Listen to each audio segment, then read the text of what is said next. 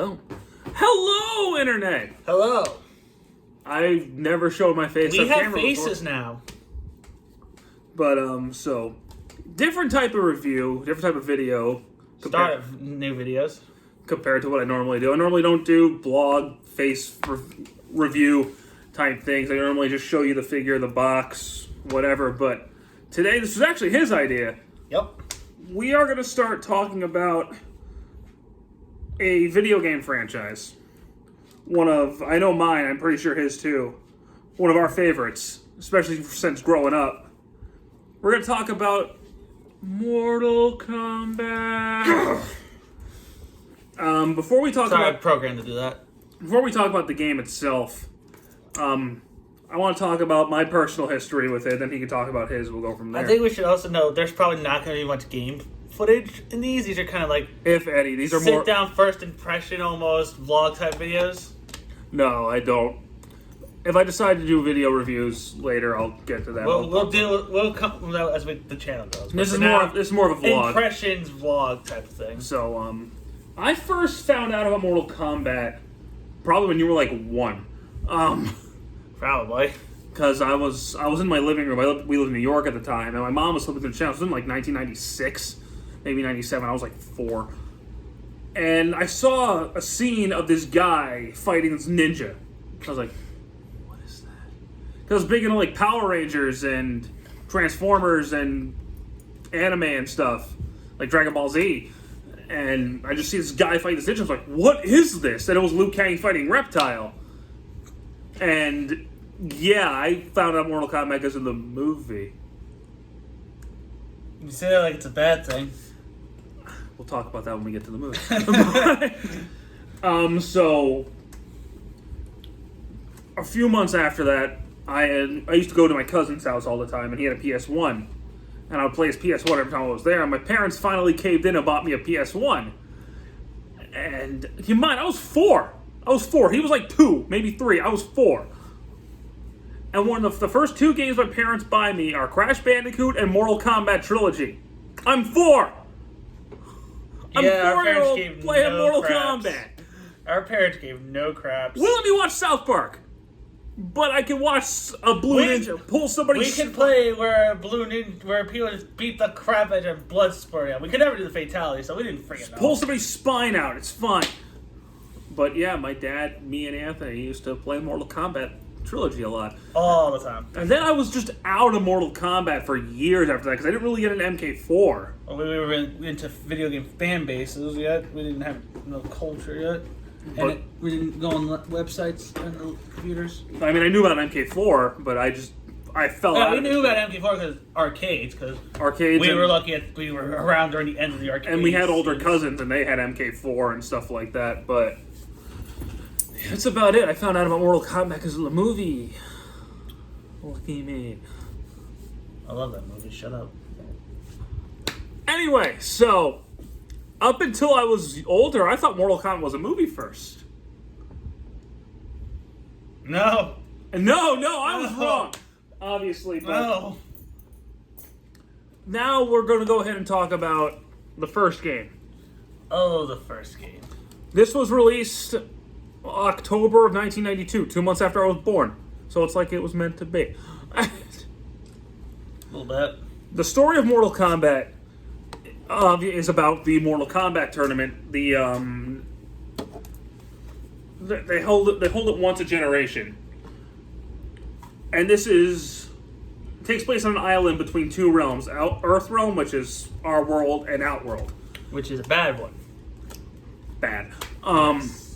So there are two competing realms, and Outworld has won 9 tournaments. So if they win this one, they could take over Earth realm. So your role in the game is it's a fighting game, it's a one-on-one fighter game, but most of the roster is people from Earthrealm trying to stop Outworld. And what you do is beat the fuck out of people until they're nothing but blood. That's right. So before we delve more into the story, I want to talk about the roster. I want to go character by character. We'll go about the main 7 and the 3 special characters. Oh yes. So we're going to start with we'll start with Kano. Kano is a member of the Black Dragon. He is a cyborg.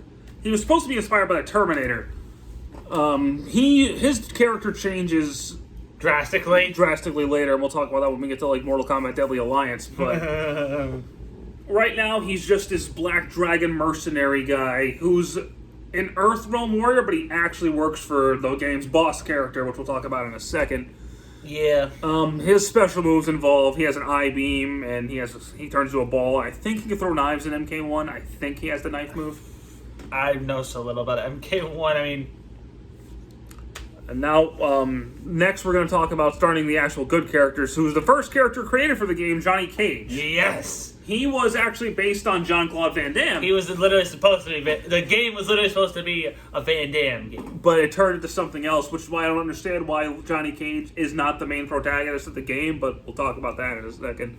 Happens. He's an actor. He's on the arcade machine. Yeah, he's an actor. So I think they want...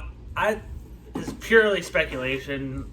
I'm probably 100% wrong. They probably wanted Johnny Cage to be the main character. Which is funny, because he's not even close to the most popular character. No. Well, he didn't even have a character till the reboots, but he's an actor who is being kind of shamed because they don't believe, they think he's fake, but he can actually do the things he does. Because he has moves like his shadow kick and his shadow ball. The press says he doesn't know how to do this stuff. But then he does it all, and they don't explain what that is to Mortal Kombat X, and I hate the backstory of it, but whatever. I don't mind it. But he's a cool guy. He's a cocky asshole, but... Oh, yeah. He's so pretty. Next we have Sonya, who works for Special Forces. The girl. The one female character in the game, yeah, because originally she was actually supposed to be Curtis Stryker. Really? We'll talk more about that in MK2. Why MK2? Stryker doesn't even appear in MK2. You'll understand when we get to MK2.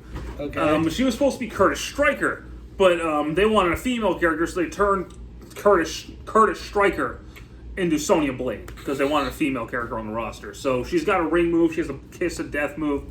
Oh, we'll circle back to that. I have said an epiphany. But she's the one female character on the roster. Next up is the game's protagonist, Liu Kang. Yep, Bruce Lee. He's essentially Bruce Lee. He is actually in terms of the story, he is the protagonist of the game. Yeah. He's the main character. He's special. He's Shaolin monks. He's a Shaolin monk. He's the chosen one. Chosen by the realm of Earth to defeat our boss character. But interesting though, what I found out is Shaolin monks typically have shaved heads. Apparently. Oh, Liu Kang didn't want because the actor who motion captured Liu Kang didn't want to shave his head. So that's why Liu Kang has hair. So he has very easy moves to do. It's just he has a fly kick and a fireball, but they work. He's pretty much the starter character. Then there's who canonically doesn't participate in the tournament, but he's on the roster for some reason. Is the god of Earth Realm, Raiden. He's the god of thunder. He's based on lightning from Big Trouble in Little China. Yes. And this movie is very inspired by John Carpenter's Big Trouble in Little China. This game, not this movie. Oh, whatever. But go see that movie. It's really good. Raiden's cool. He's the god of thunder, so you can figure out what his moves are. He's got a lightning bolt. He can torpedo and go. Yeah, exactly. He's cool. Now we're going to talk about. He's the greatest thing to hear. Now we're going to talk about the two characters that are by far the icons of the franchise. They stole the show. The game. So we got the Blue Ninja Sub-Zero. Yay! Who is his favorite character. Yep. He is a member of the Lin Kuei clan of assassins. They don't like to be called ninjas, but he's a fucking ninja. They're ninjas. Like, they're straight up ninjas. He's, his name might... Backstory, he was originally supposed to be called Tundra when they were creating the game, but they thought they liked the name Sub-Zero better, and I agree that Sub-Zero sounds cooler. So. Tundra sounds cool, but... So he's Sub-Zero. He can throw an ice ball. He has a slide in this one, right? Yeah. Does he have the ice clone? That's not till 2. Okay. He only has the ice ball and the So I guess the slide.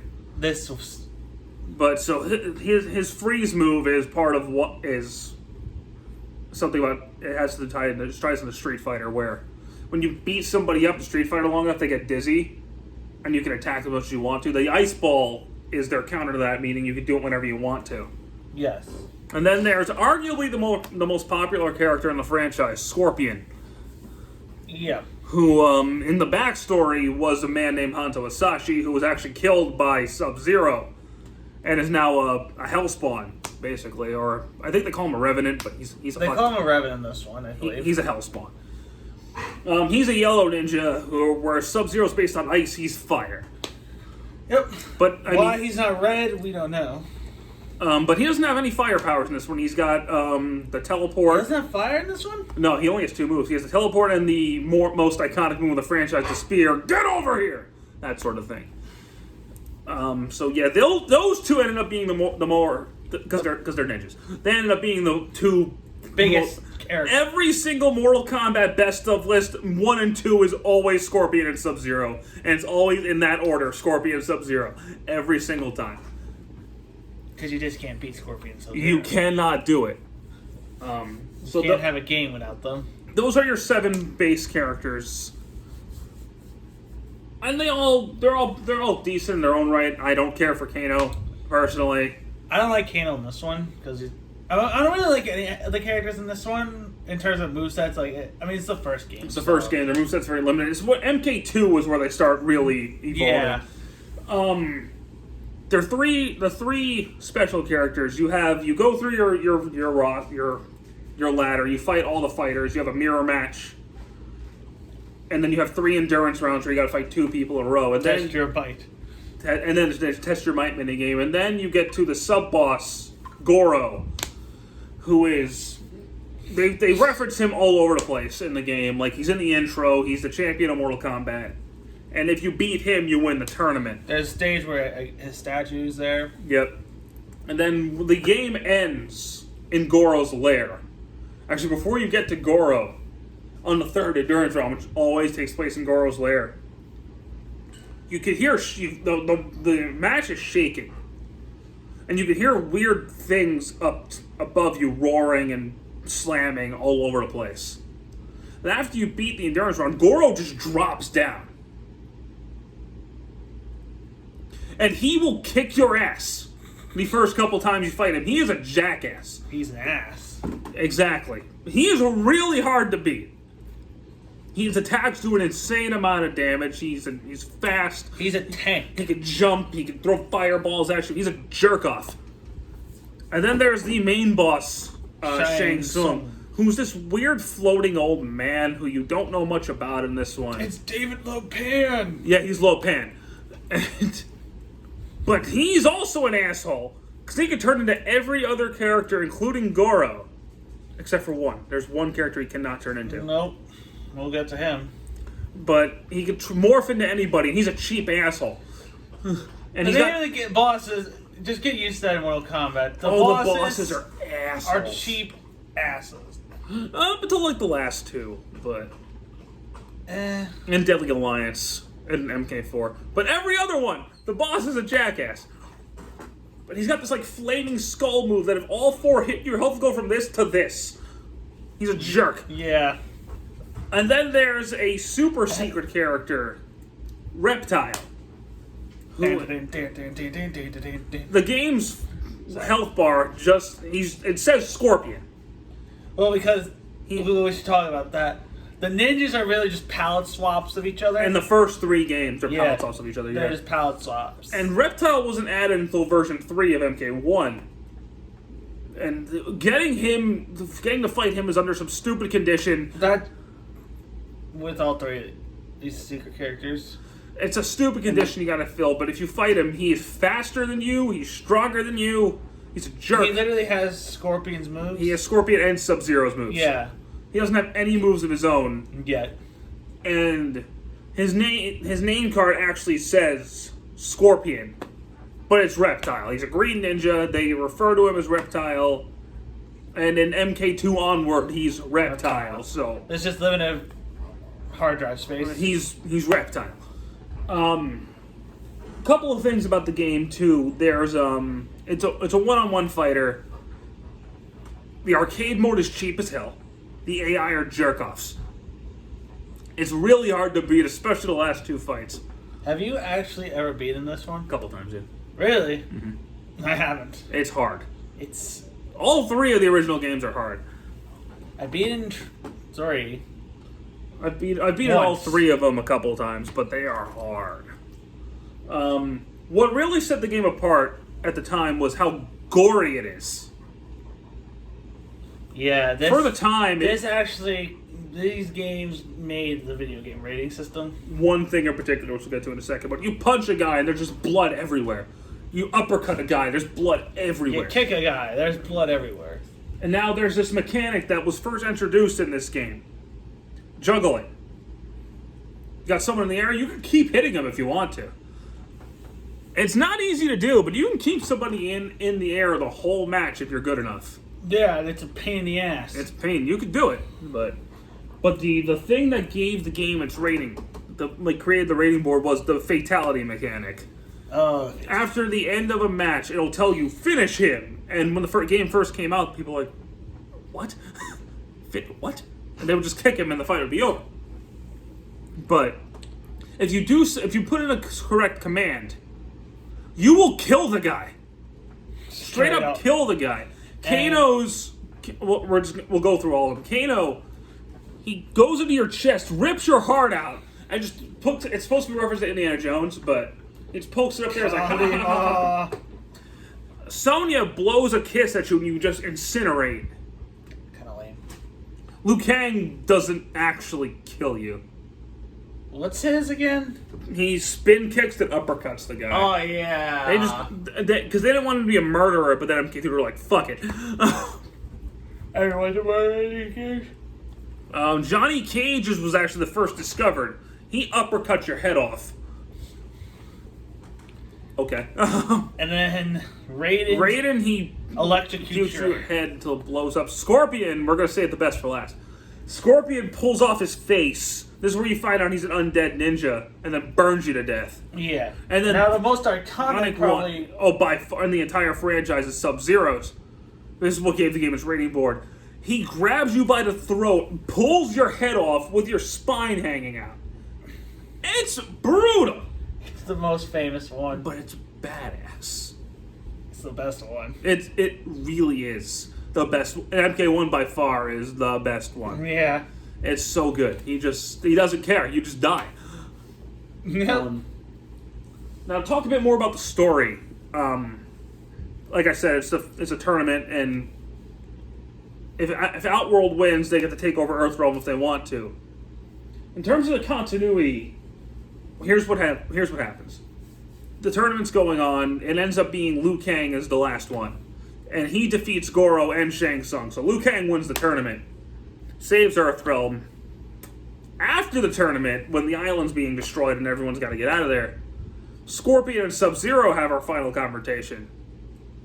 Oh, that happens after the tournament's over? After tournament. And I will talk more about that when we get to MK2. Oh, yeah. But Scorpion and Sub-Zero have one last confrontation because Scorpion wants revenge on Sub-Zero for killing him and his family. So... point is, continuity-wise, Shang Tsung and Goro are both defeated by Liu Kang, despite what the movie will tell you. We'll talk about that when we get to the movie. Yes. Liu Kang defeats Goro. Liu Kang defeats Shang Tsung, restores honor to the tournament. And honor to the Mortal Kombat tournament. Yeah. You're right. And that was supposed to be it. Like, that was it. They won. Game over. Oh, boy. I mean...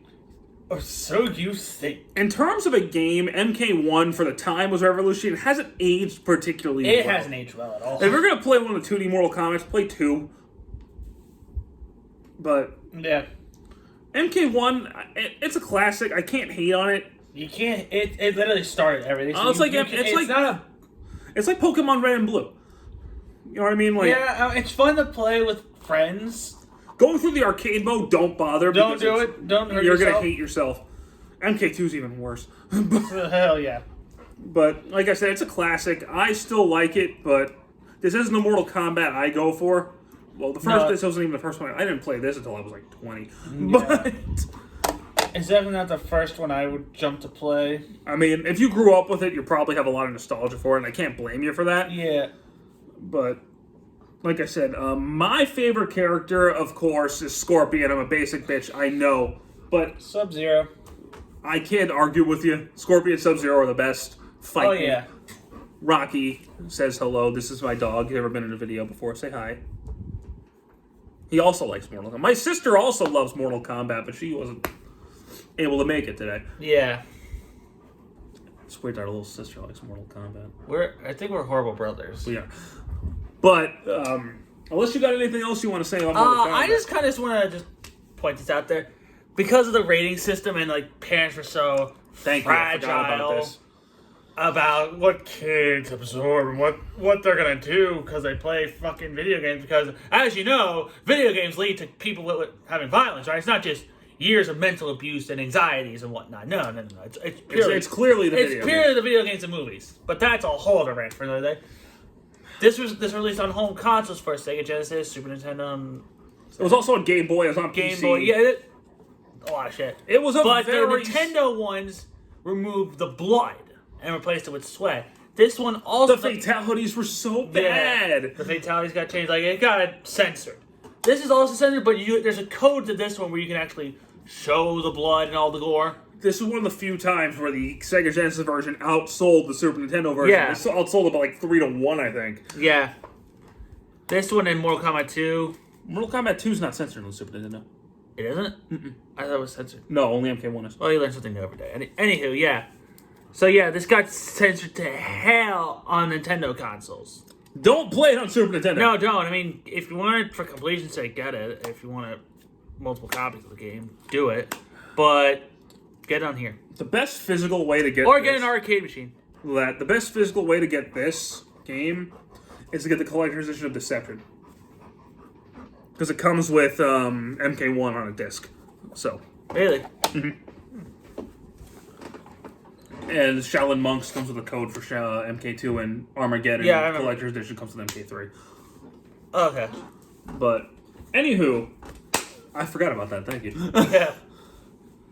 That's, I think, all I gotta say about MK1. That's all I gotta say about MK1. I got a Scorpion figure back here. I mean, show that off. That's not the right Scorpion. MK1 Scorpion looks lame. And he has eyes in this game. Right? Scorpion has eyes. That's weird. That's just so weird. It's weird to think about. Scorpion with eyes. But, yeah, MK1. I love Mortal Kombat. MK1, it's a classic. I can't rant about it too much, but it's only got 7 fighters, and the arcade mode's a pain in the ass. And if you're going to play a multiplayer Mortal Kombat, if you're going to play unless you're going through all of them, you're not going to play this one. You're going to play MK9 or X or 11. And if you're going to play 2D MK. It's going to be MK2. Probably. But I mean, it laid the groundwork, so I appreciate it for that. Exactly. I don't really go back to it. I don't go back to MK1 much either, but hey, I have all of them on physical format now. That's a plus. Anywho, that's going to be it from us to you for now. We're going to do every game in all 3 of the movies. I'm not going to talk about any of the shows. I'm not going to talk about the comic books. I can just talk about the shows right now. One of them's good, everything else is garbage. Pretty much. Even then, the one that's good gets a lot of it wrong. The lore wrong. What, Legacy? Yeah, I have so many problems with Legacy. I haven't seen the 2nd season, but I'm going to cut this off before we go on another tangent about how Katana and Melina are palace swaps with Scorpion and Sub-Zero or something, but we can say that for the next one? Yes, exactly. Anywho, that's it from us to you for now. Like and subscribe. Take it easy. See ya.